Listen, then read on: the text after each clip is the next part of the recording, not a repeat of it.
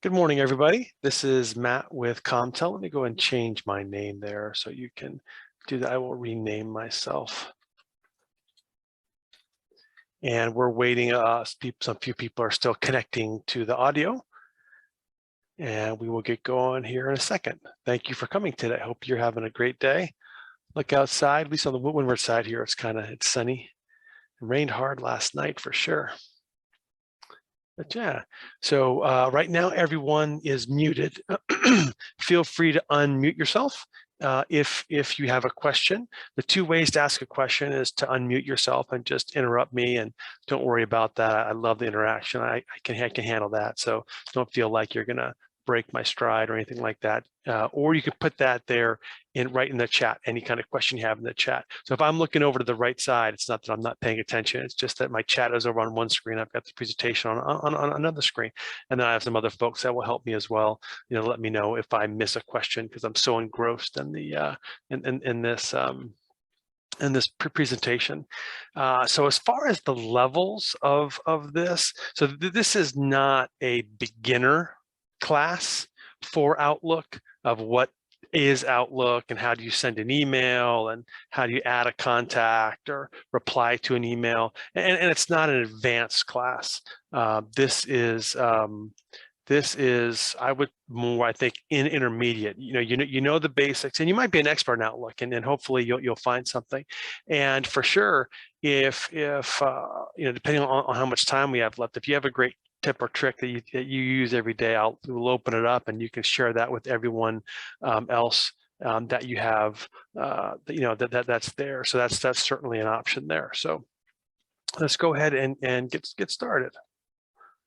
I'm letting there's people still coming into the room there. Okay, so who am I? So for those of you that come, we have a new picture. This was taken about a week ago at Cullahale High School. That's my oldest boy there in the middle. It was a senior night for basketball. It's the last home game that they play, and it's a whole big to do for all of the seniors. So that was fun. So my wife on the right, and actually, believe it or not, my youngest son on the left there. He's going to be taller than me very, very soon. So I've been in IT for over 25 years. I've been working with all different kind of systems. From those of you that have gray hairs like me might remember something called Novell NetWare, being able to do those kinds of things. Yeah, so I'll be doing all kinds of different things. I own a local IT company called Comtell.Cloud. That's how you probably know us through. We do local consulting and phone systems, network, servers, cloud. You can see there I am married with 2 sons, high school. And I always try to add one little tidbit about me. My senior prom, I graduated high school in Würzburg, Germany, which is kind of southern Bavaria, in between Frankfurt and Munich, and my prom was in a whole castle. It was really kind of neat. Drive up the moat and had that kind of stuff. So that's all about me. So about Comtell, here's some of our customers that we have there on the right. If your logo's not up there, that means you didn't reply to all of our requests to do that. So if you'd like to see your logo up there, we'd love to have it. Please let us know. The company was founded in 1994 by myself and my father. I bought him out about 5 or 6 years ago. He's on to his third career. Our policy is best of breed types of things, meaning that we're not dedicated, we're not loyal to a label. Just because it says Cisco or it just says XYZ PDQ, that doesn't mean that we're going to sell what they do. We really look around and find the best of things, from security cameras to servers to computer management to phone systems, all different solutions for all, because we just know one size does not fit all. So we're going to work to find the best for you, and we are our tech team, the support team, and they're all here on island. Have that. Okay, so we wanted to talk. I'm gonna hand this over to Susan here. Susan, if you can unmute. I want to kind of talk a little more about some of our of the kind of things that we do for people. Thanks, Matt. Well, good morning, everybody. We are so blessed. We have really phenomenal customers, and we have great relationships with them. And these couple of testimonials that we're going to look at kind of point that out. So I'm not going to read them. So you might want to read them while I'm talking. But we have been working with Sacred Hearts for about 10 years.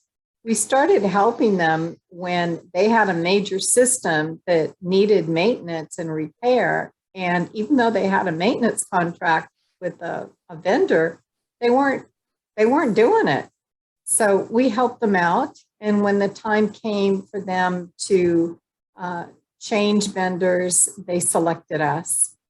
And we work with Randy, who's their Chief Operating Officer at Sacred Hearts, and he calls us for anything that's technical because he trusts us and he knows we're going to give him the right story. If it's not something we do, we know people that we can refer him to. And so he always calls us first. And that's just one example of how we build trusted relationships with all of our clients and partner with them. Yeah, and that's a great point, Susan, because that's what we tell people: call us first. Doesn't matter if it's about, an electronic lock on the door, if it's your printers, if it's cameras, anything technology related, call us first. And chances are we'll either be able to help you or have a trusted partner, that will be able to help you. Great. Let's look at the next one. Rainer Doors. I selected this one to show you that, we really look at what it's going to cost any business to upgrade their technology. And in this case, as the customer is reporting at the end of that first paragraph, we have reduced their monthly outlay by 60%. And the cost we were able to have by hooking them into a federal rebate program, which paid for 50% of their system costs up front. So they're really pleased. They continuously say, in fact, as most recently as this morning, one of the examples in the way they're using, in this case, their phone system to help their business, including having calls forwarded to the mainland where one of the members is visiting right now.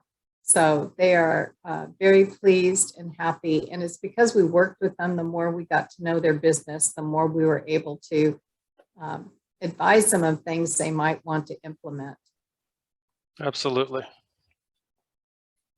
And Nadine, who is the president and owner of Dunhill Professional Staffing of Hawaii. This testimonial points out the way we work. There's a lot of companies in town that might be technically competent, but we create special relationships, not just on a company to company basis, but on an individual basis. And towards the end of her testimonial, Nadine says, there's a specialness with each member of Comtell that sets them apart from all other small businesses. The way they handle us at Dunhill models how we strive to improve our customer relationships. We're working on it. So she recognizes that this is a personal relationship. You folks are not just account numbers, nameless faces with a big call center from the mainland that is reading from a script. It's very personal. And we treat each customer like they're part of our family because we consider all of our customers, and some of you listening in now are our customers as part of our Comtell Ohana. Absolutely. Okay, so if you have any, beyond this, if you have any other kind of IT needs or any kind of network needs, please don't hesitate to give us a call about that. Okay, so now let's jump into the meat of the presentation here. Thank you very much for that, Susan. And first thing, Outlook is complex. And it's ironic. The hardest part about this presentation was Susan and I were trying to figure out what word to put there. Outlook is hard, is it complicated, is it complex? And it can be a very simple program if all you're doing is sending and receiving email. But that's kind of like if you have a car, all you do is you drive up and down your driveway. You want to get the car out on the road. You want to get the car out onto onto the freeway there. So, and it can get complex. And the reason I put that there is with all these examples, it's very possible that I'm going to be struggling. Where's that checkbox? How do you turn that on? How do you turn that off? So I'm just preparing you ahead of time that this is a live demonstration. I definitely want to answer any questions you have if I can. But think of the things that I'm showing you here, not as the final product. These are just a bunch of Lego pieces that I'm kind of laying out in front of you. And you can build them differently than how I built them. I might build a car, you build a rocket ship. I build a chair, you build the Death Star. Something like that. So definitely these can be added, combined, they work together, but we just kind of want to show you some of the things that you're able to do and some things that you can do in your everyday life and business. Some things I think that will be very, very helpful for you. And if you have any questions, just go ahead, feel free to unmute yourself or put the question there in the chat and we will address that as soon as possible. Okay, so first thing here is in our contacts, we're going to create a contact group. And the great thing about a contact group is we can send email, and we send one email, it goes to a lot of people. So, and this is something that generally everyone should be able to do, regardless of how much permissions you have. But it is true that based on the email server you have, the version of Outlook you have, we use Office 365, so we have the latest version of Outlook. So yours might look a little bit different, but the kinds of things that we'll be talking about should be applicable across most versions and abilities there. So we're going to go ahead and show you how to create a contact group. So here I've got an Outlook version here, and this is the version 2021. So to get to my contacts, I just go in the bottom left-hand corner. I'm going to go to my contacts, and then I can see, now this is a test account that I created for this demonstration, so I don't have a lot of contacts in there. But to create a new contact group, I just click this little down arrow next to there, and I'm going to say, create a new group. Or I can do a contact group there. I'll do a contact group. And I'm going to call this the test demo group, right? And then I can add members to this group. And so I'd say from my Outlook contacts. So once I do that, I can just double click them and you'll see they show up down here at the bottom. And I can add those people to my group. So now I've got this group, test demo group. I'm going to save and close there. So now in my contacts, I've been added another thing there called test demo group. If I click it, I can just click send email. And then that email, any email I send is going to go to all of those people. And it works as well if I'm just in my mail here and I click new email. If I just click test demo group, it's going to come right up and show me there. Now, one thing I can tell you is if you don't remember quite who's in that group, if I click this plus arrow, it's going to separate everybody out there. And I'm going to see all of the names. So if you're not utilizing any kind of groups in your Outlook, it's certainly something that you'll want to do. So adding contact groups, those are key. And you can also have, if you have a central server, the administrator can add contact groups that could be like one for everyone in the company, called everyone. And so when a new hire comes on board, the administrator can add that person in that contact group. So you just send an email to everyone, and literally everyone will get that. So contact groups are a very flexible way to do that. Okay, so now let's talk about a little bit about working with emails. So one thing that we can do that a lot of people do is if you want to quote unquote permanently delete an email, and I can do shift and delete. So if I'll go back into so if I want to delete this email, if I hold down the shift key while I hit the delete icon, what that's going to do, it says permanently deleted. That means it's not going to go to my deleted items. It's just going to go right to, if I delete that email, if I go to my deleted items, then you'll see that that is not there. Whereas if I take this other email here and I delete it, and I will go ahead and delete that. Now I will have this email from David that will be there in deleted items. So shift, holding down shift and clicking delete skips the deleted item. And if you wanted to, you can actually get rid of this little pop-up that is there and have that there. And I'm going to use this as an example to get to where we can spend a lot of our time. And a lot of people have trouble finding where the settings are. To find your settings, I would go File, and all the way down here at the bottom left called Options. I click my options, and then this little thing comes up. Most of the things you're going to want to do for mail are going to be here in the mail. And this is where we kind of get to, it's kind of complex. But if I want to turn off that, that notification, that's actually down here in advanced. If I go to advanced, I can come down here and so prompt for confirmation before permanently deleted items. So that's where things can be kind of tucked away to where you can't find them. So a quick Google search might find that for you or have that there. But like that's how I would, if I uncheck this checkbox, that's going to turn that off. So that's a nice trick. So if there's an email you really want to get rid of, and you know, as best as you can, and won't even go on your deleted items, just hold down Shift and do that there. Okay. Emptying the deleted item folders. I get this question a lot. How do I empty everything in my deleted items? Well, I could go to my delete, I click my deleted items, I'm going to right click there, and then I just click empty folder. And then everything will be permanently deleted. If I hit yes, then it's going to go ahead and delete that.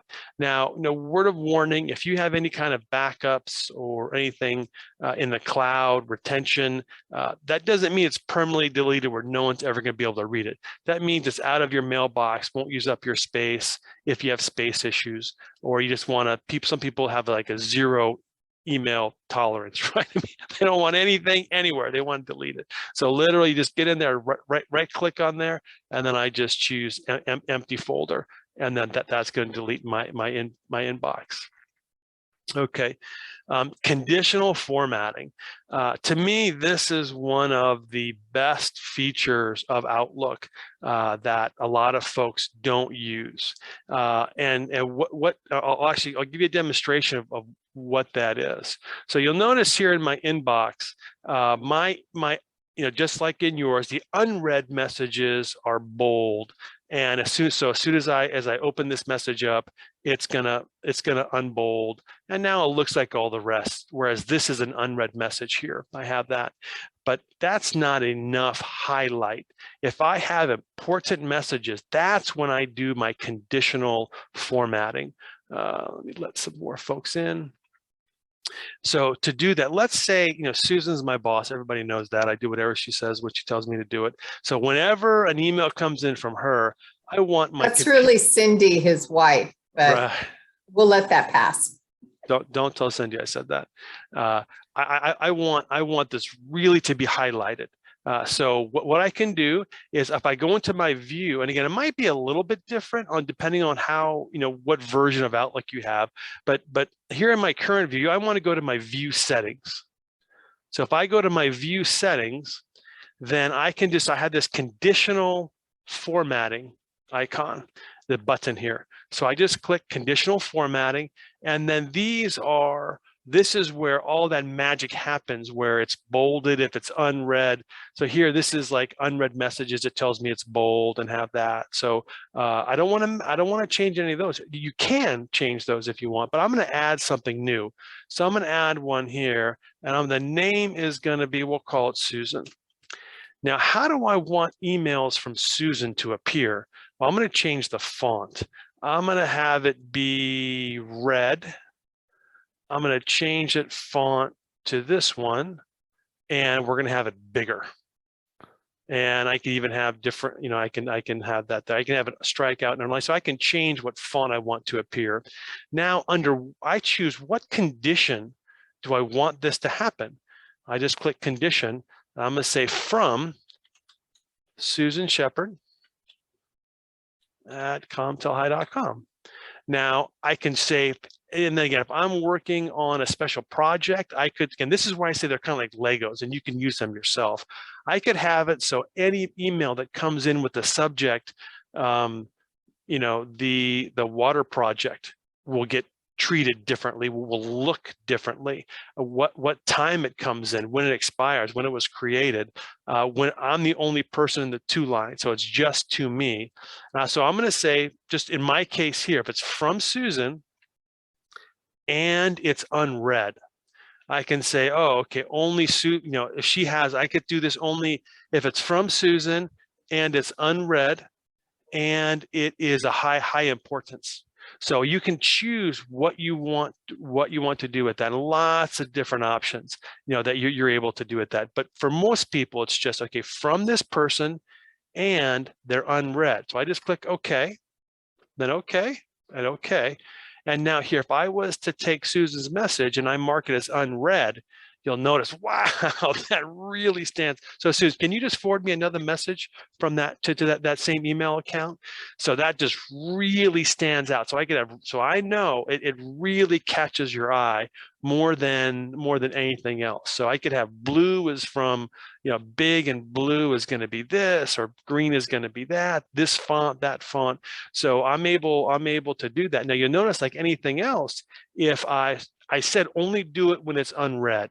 So if I open it up and close it back down again, it's just gonna go back to normal, because it's just an unread message, like all the other unread messages. So yeah, so that conditional formatting is really a powerful way, because just in any mailbox, things get lost in there. And so here, message came from Susan. I didn't have to do anything. It just has that formatting there. So now, one thing I can tell you is this rule is only for this view, because there's different views you can have in your Outlook. So if I go to the compact view, you'll notice it's just like a normal email, because that rule is only in the preview view. Now you can add it to all your different views. So if I wanted to come into compact view and go to my view settings here, conditional formatting, you'll see there's no Susan here, but I could add that there. So that's the nice thing. So I have that there. So that conditional formatting is really a powerful way to highlight the email. That you want hit me over the head when I get an email from Susan. And do that. So that's a really powerful way.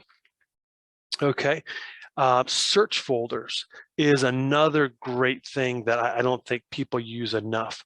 Search folders are a way, in addition to showing Susan's emails like this in my inbox, I want to have a special folder where all emails from Susan will show up.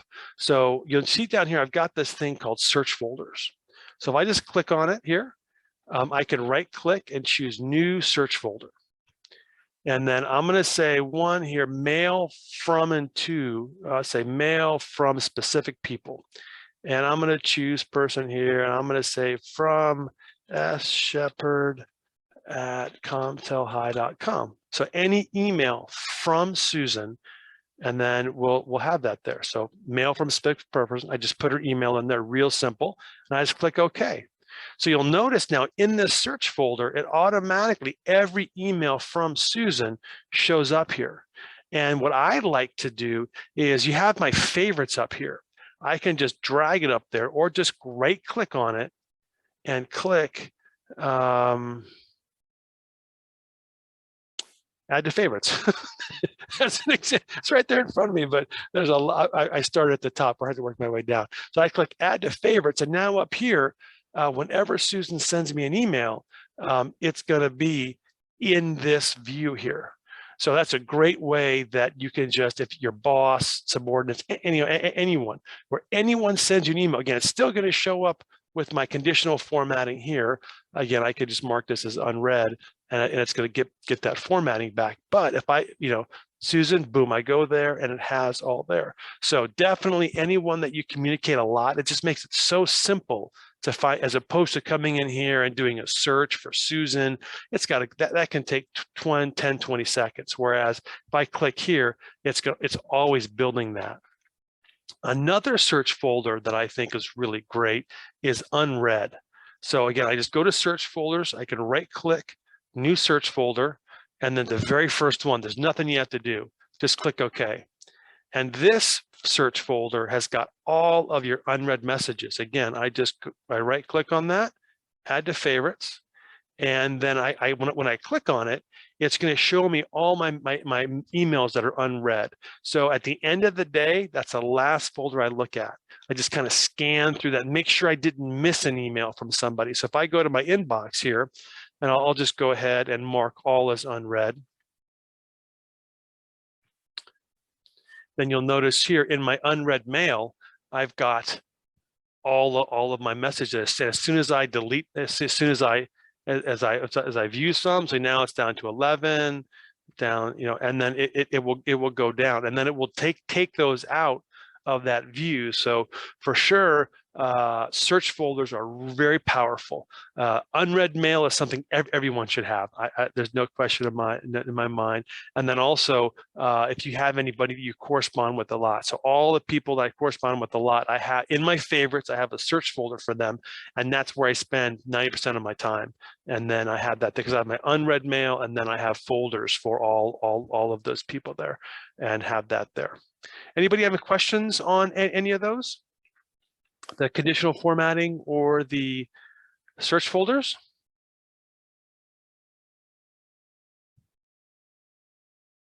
Okay.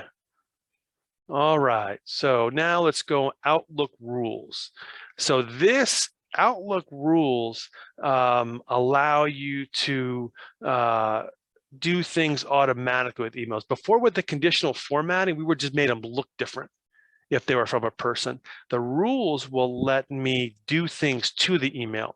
Like, for instance, you can do, every time I send an email to Susan, I want to CC me or BCC me or anything like that. So the rules are very complex, are very comprehensive in how you're able to use those. A lot like a rule that a lot of people use. Let me jump back to my Outlook here. To get to my rules, again, I go to my file.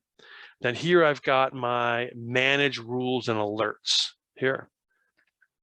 So by default, you don't have anything in there. But if let's say I want to create a new rule that whenever,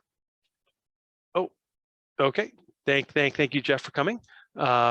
Whenever something comes in from, and I'm the only person in the email, I want to go ahead and put that in a special folder. Okay, so I can say move message from someone to a specific folder. So that's kind of like a search message, but I would say, okay, I can go ahead and specific words. Let's say I'm working on a project here. So I move message with specific words or in the subject to a folder. So I can say, water project, and also just want to add that there's water in there. So then I can say, what folder do I want to specify? Do I want to put it to? So I just click that folder there, and into the inbox, I can create a new folder called Water Project. So I just click Water Project. So now automatically, whenever any email comes in with Water Project or water in the subject, it's going to move it to that water project folder. And now I can do all different kinds of things where specific words in the subject, and I could just go, okay, next, and then finish. And then I have this rule, and it's turned on. I can create a new rule here where it says like where my name is sent only to me.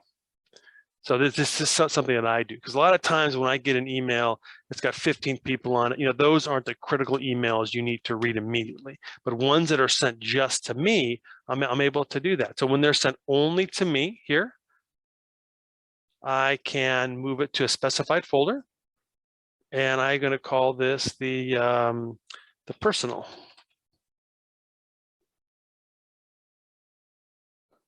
And I can do there. So now any email I do finish. Now, you notice here that I can run this rule on messages already in the inbox. So if I do that, it's going to go through everything. So if you have 10,000 items in your inbox, which is possible if you had it for a while, it's retroactive. So you can do this after the fact. You go, man, I probably should have been coordinating these emails, but a while ago. So I can say, run this rule on message already in the inbox, and then it goes ahead and I click OK, and it does that. So when I go back I've got personal, these were the ones sent just to me. So again, you notice it went back in time and found all of those emails. So I go to my inbox, there's nothing there. Well, why is there nothing there? Because all of the emails were sent just to me. Now, that's not a normal case, but that's how you can do that after the fact. So lots of different things. You can see all these different options, manage rules and alerts, all the different ways that what you could do, specific words in the body, in the subject or the body, based in this recipient's address. If I'm just CC'd, okay, it might not be just to me, but if I'm in the CC, then it's not critical for me. I'm gonna take it out of my inbox, and people that are just giving me a courtesy copy, I don't need to focus on that during the day. I could do that, when the day is winding down, and have that there. So that's another powerful one. If I'm not in the to address, then I don't need to read it right now. They're giving me a courtesy copy, that's great. So definitely, just kind of scroll through all these different kind of things. And if you find something that really applies to you, you can go ahead and do that. So, okay, I'm in the CC box, and then again, boom. If it's from, I can forward it on to, move a copy to specified, forward it to people. I can redirect it. All different kinds of things I'm able to do with the rules. But the two I just add are really powerful and very easy to use for that. Okay. And then you just set a calendar reminder. You view the CC. So 4:45 every day, or 5:15, or what you have there, and that's kind of like your read later folder. So if I'm just in the CC, that goes to my read later folder. If it's just to me and people just give me a CC, I don't want to use the prime hours of the day for that. I just put those in my read later folder. And again, they'll still show up in my unread folder that I have there, but they're not clogging up my inbox as opposed to emails that were coming directly to me. Because if Susan sent an email to a customer and CC'd me just so I'd know, that's not critical for me to know right now. I need to read that at some time, but that's not during the day. So those are really powerful rules. So does anybody think that they would ever use one of these rules, the conditional formatting, or like the read later? I tell you, half of my inbox disappears when I'm just when I'm just doing the read later stuff, because I have that there. And again, it's not that you ignore them. It's just that I'm going to read those, but I know now that I'm just a CC. So I think I saw some thumbs up. So that's great. I'm glad that you folks are working with this. So calendar. Let's talk about your calendar. What we're able to do here on a calendar. A lot of people, one thing, Shift G whoop, let me get out of there. Shift G. Oh my goodness. Look at that, it's Shift G. Okay, not happening here. Is it? Oh, Control G.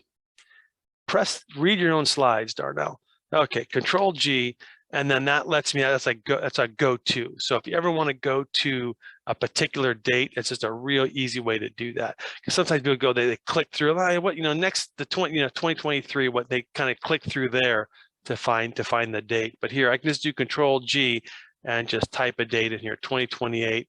And I'm going to go to that date there in June 2020. So Control G, and there are, like most Microsoft programs, there are tens and tens of shortcuts, but the main one that I use beside cut and paste is Control G on the calendar. I just, just get there, Control G, and then I can type the date in. I'm not having to flip around with all this stuff over here and do that. So Control G is a very powerful thing there.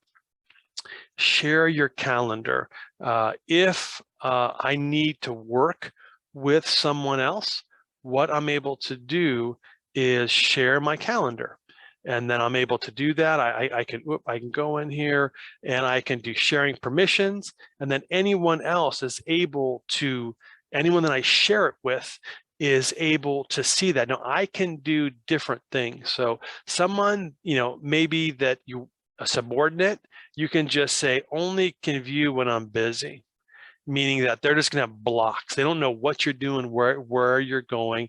And other people, they can view all details, who's going, any meeting announcements. You can control who, what they're able to see there. But definitely, by sharing this calendar here, it's just boom. I'm able to go ahead and share that with folks, and then they would in their your calendar would appear right here. So if they wanted to schedule a meeting or they wanted to see some information, they would be able to see what you have going on for sure.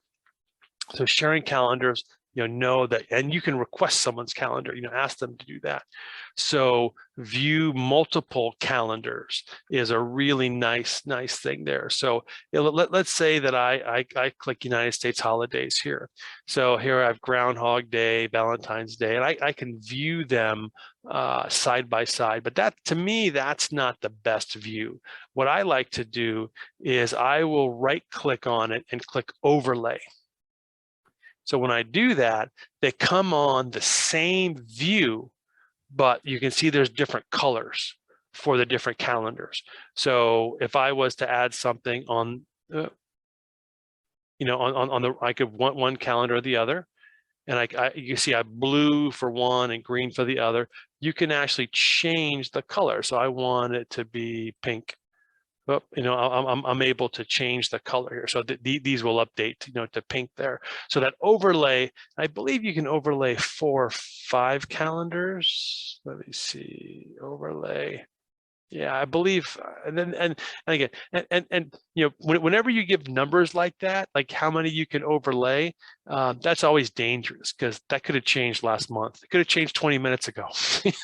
Before you could overlay 3 calendars. I think that's been expanded since then. So here we know we can overlay at least 3 different calendars there. So to me, that's when you have multiple calendars there, that's really a powerful way of seeing that. And again, even if I go to, I want to view, the day mode, I could see all of my different calendars there. Okay, another nice thing with calendars is you see how this is always your current time zone, right? Wherever your computer is set to, whether it's mainland, Hawaii, have it. You can, by going to File, Options, and Calendars, that same place we went before, we can add another time zone, 2 other time zones. So File, Option, and then Calendar. I can add a second time zone. I'm going to call it the East, because we have some folks on East Coast time. Where are we? East Coast, Alaska minus East, not Eastern Island, Eastern time. And I'm going to add one called West, because we have some folks that work in the Pacific time zone. So I click OK. Now what'll happen is you'll notice now it makes it very easy for me to see, okay, in the West, it's going to be 1 p.m. It's East, it's 4, and these can be anywhere in the world. If you have people that work for you anywhere in the world, you can do that there, and it shows when the end of day is, based where they have that.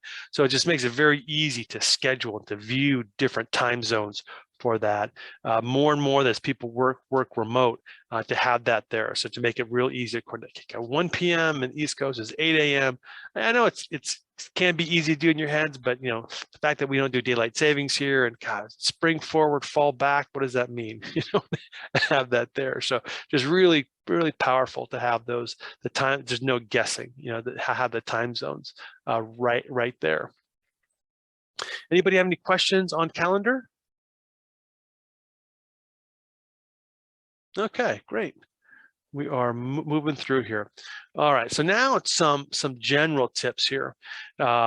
Creating a backup of your mail, contacts, and calendar.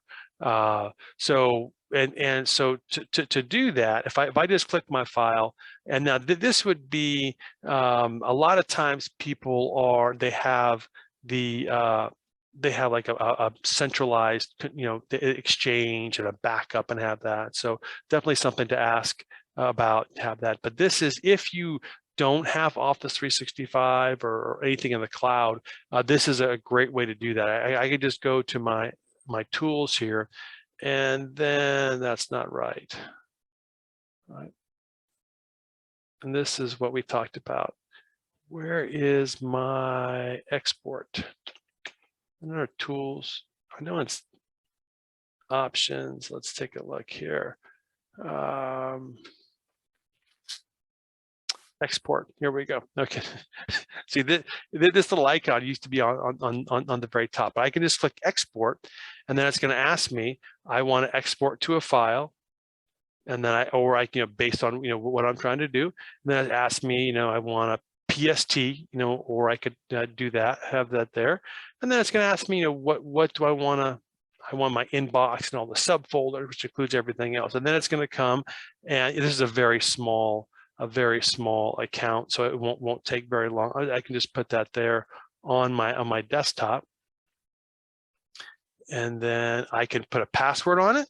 So pretty much click OK. I click OK, and it's actually probably already done to have that there. Yeah, here's my backup. It's very small because I don't have much in there. But from this, so that is a good backup of what I have in my inbox, the calendars and contacts. So just by doing those few things. But I wouldn't do that as complete, and it's a manual process. So if your emails are important, and we all think they're important, definitely you want to have some kind of automated system. And if something was to get lost, I could roll back in time and say, okay, show me what my mailbox looked like 2 days ago. So I can get that email back if I did permanently delete something. So that's definitely how we can do that. If you have a Yahoo account or anything like that, I can just go File, and I can just go Add Account here. It's literally that simple. And then it's just going to ask me for my email address, what I'm trying to add, and then it's going to ask you to log in, and then I can add multiple accounts. I can have a Yahoo account and an AOL account and all those accounts. I would just type it right in here, connect, and then it's going to ask me for the password to log in and to do all those. But literally, that's all it takes to add any other account. Let me exit out of here. Just go File, and then Add Account, and then I'll have multiple accounts in this drop down that I have that there. So if you don't want to go to, you can run your Outlook, I can control all of my emails there. Another kind of thing is customize your notifications, and that is when messages come in. So I would just, again, I go File, then Options, and then I have something here. in my mail for message arrival. So do I want to briefly change the mouse pointer? Some people don't like the desktop alert. They just kind of, one thing that pops up, on the bottom, we used to call that a toast pop-up back in the day. So I can turn that off. Do I want to have that little envelope in the taskbar? Don't play a sound. So that's something a lot of people like to change, based on to have that. So I'm able to do that. The last thing we'll show here in the general tips are these add-ins, and add-ins are things that allow us to add in other functionality. And golly, in this version, where are my? Is this my? Oh, shoot, sorry. This is actually new. That's our add-in. So add-ins are things like Zoom. So if you have a Zoom account and you're in your calendar, you can just click Add Zoom Meeting, and then it'll automatically go to Zoom, get all the information, set up the account, and do all those kind of things. I would just type Zoom, and then there's Zoom for Outlook. And then I come there, I just add that, and then it just automatically will add those. So there used to be a Starbucks one where you could send Starbucks accounts, and so any kind of if you do a lot of stuff but with a third party, like there's a PayPal. If you send a lot of money, have that, makes it very easy to send money right directly from Outlook. You don't have to go out of Outlook and go into your browser to go ahead and do those. So definitely nice. Check those outlooks and those add-ins, and you can just kind of browse them. Or if there's something that you do, any kind of application you do that has an add-in, I encourage you to look at that. So here's company information, email credit, free email credits direct in Outlook, that's done in Bradstreet. Sales, if you use Salesforce, quick polls, if you want to do a quick poll, all these nice little applications that 99% of them are free because you're generally paying for the other one. But if you want a FedEx tracking, so I'm able to do that. Or if you do Yelp, all these things are nice, to have those. So add-ins are something I think that a lot of people don't take advantage of to do that for those. Okay. And then, so we're on our last slide here. So let's talk about schedule an email to be delivered later. So what I'm able to do is if I click new email here, and I can say I can put this to Susan. Okay, and I want to say, yeah, you got a raise. I wasn't going to write you got fired, but I figured I'd make it a positive instead of a negative there. So what I'm able to do here is on my options. I want you to send this now, Matt, not later. Okay, right. So I can, and again, depending on how you have it, have it set up, they'll be a little different, but I can do delay delivery. So I can delay delivery until, let's see, what day do we want to do that on? And here we go, at 5 o'clock. And then I just click close and send. And what that's going to do, that's going to stay in my outbox here until that date and time for that to work. So if you have something you want to send out, it's just going to sit there. As long as my computer's running, everything's going, then it's going to go out at that time. I can still, open it up, and if I don't want, I can delete it. I can, do all those kind of things. If I don't want to, I can edit it. If I just hit delete, and then it's gone. It won't send that out. So yeah, so that delayed send is nice. Autocomplete list is something that we get a lot of questions about. And the autocomplete is if I just come up here and I just type S, all these different things that come up here.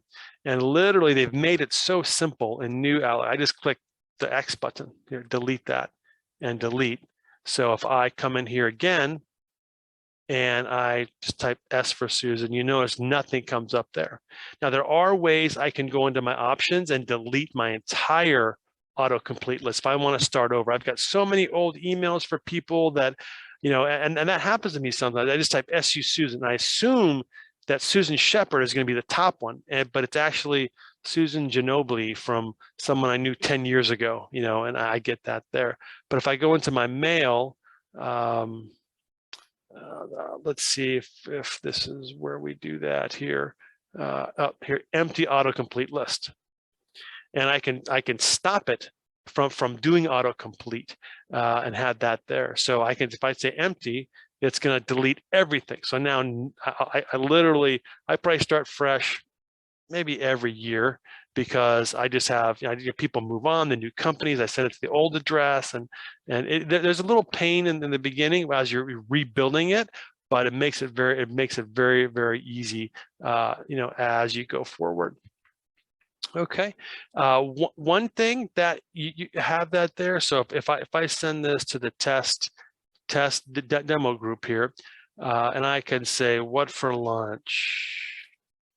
If you have like Office 365 or a central server, I can actually add a poll here right directly into this email. And I say, you know, your favorite. And option 1 would be chicken. Option 2 would be fish. I'll add another one for hamburger. Okay. And do I want to allow multiple answers? I'll say no. So I'll just say next. I can add this to the email. And it's going to connect to Office 365, create this form. Let me go ahead and click this account. And now I'll go ahead and add myself here as someone to get the email to.